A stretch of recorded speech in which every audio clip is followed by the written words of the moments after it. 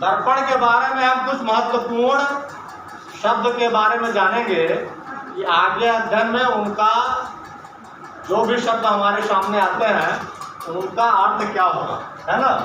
तो मान लो एक दर्पण हम बनाते हैं,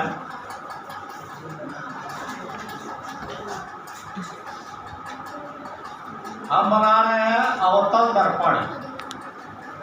इसका बाहरी पृष्ठ पे कलई है, पेंट है, ठीक है, और अंदर वाला पृष्ठ परावर्तक होगा।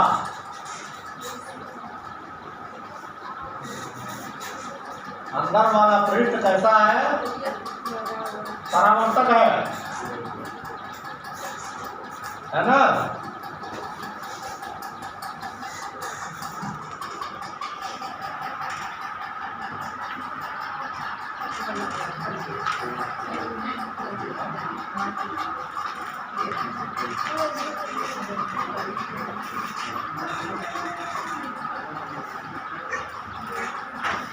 यह हो गया दर्पण, जिसका ये अंदर वाला जो पृष्ठ है या परावर्तक पृष्ठ है और यह बाहरी पृष्ठ है जिस पर कलई है, पेंट है ना।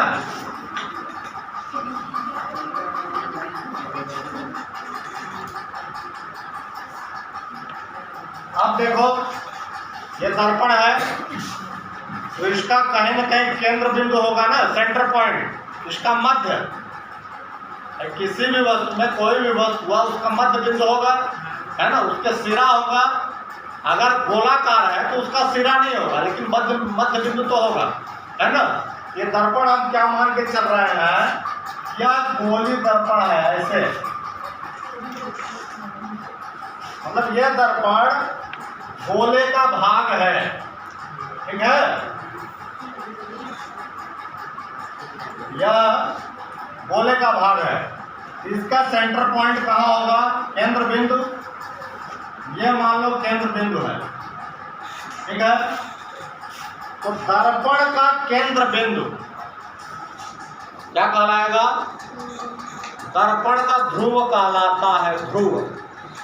दर्पण का केंद्र बिंदु ध्रुव कहलाता है, जिसे हम P से निरूपित करते हैं। P यानी पोल, है ना। पोल का मतलब होता है ध्रुव, यानी दर्पण का मध्य बिंदु क्या कहलाएगा? दर्पण का ध्रुव, ठीक है।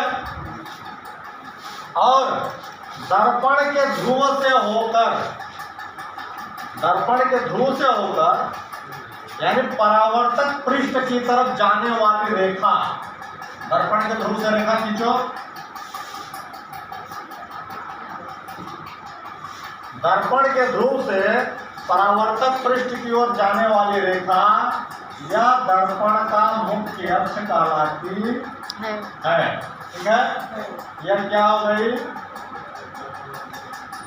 मुख्य अक्ष। ये हो गया। हम क्या माने हैं? ये दर्पण गोले का एक भाग है, ये गोली दर्पण है, ठीक है। यह गोलीय दर्पण है। इस गोले का केंद्र होगा कहीं ना कहीं, बीच होगा ना। इस गोले का केंद्र हम मान ले रहे हैं ये, ठीक है। यह क्या कहलाता है? यह कहलाता है वक्रता केंद्र। वक्रता केंद्र जिसको C से निरूपित करते हैं। यानी अवतल दर्पण जिस गोली दर्पण का भाग है, उस गोली दर्पण का केंद्र क्या कहलाएगा? वक्रता केंद्र, जिसे C से निरूपित करते हैं। ये क्या हो गया? P क्या हो गया? दर्पण का ध्रुव हो गया। और C क्या हो गया? गोली दर्पण का केंद्र यानी वक्रता केंद्र। अब दर्पण का ध्रुव और वक्रता केंद्र के बीच की दूरी कहलाती है वक्रता त्रिज्या। क्या कहलाती है? वक्रता त्रिज्या। ये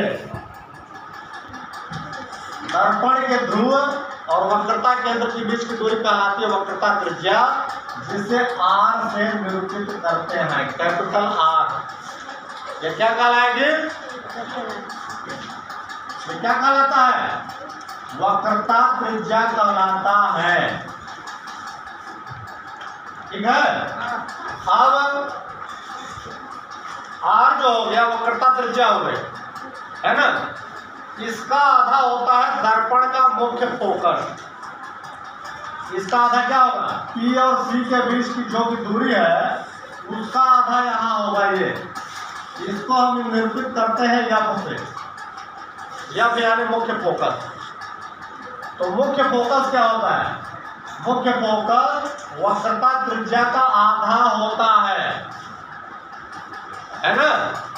मुख्य फोकस जो है F, इसका वक्रता त्रिज्या यानी P और C का आधा होता है, तथा दर्पण की वक्रता त्रिज्या मुख्य फोकस की दोगुनी होती है। यानी हम इसको ऐसा लिख सकते हैं, R बराबर 2F, यानी R 2F, यानी मुख्य फोकस का जो भी मान हुआ 2 में हम गुणा कर देंगे तो हमारा क्या निकल आएगा? R। और F बराबर क्या होगा? F बराबर R/2। ठीक है। तो हमने क्या जाना? दर्पण का ध्रुव, मुख्य अक्ष, वक्रता केंद्र, मुख्य फोकस। ठीक है। और वस्तु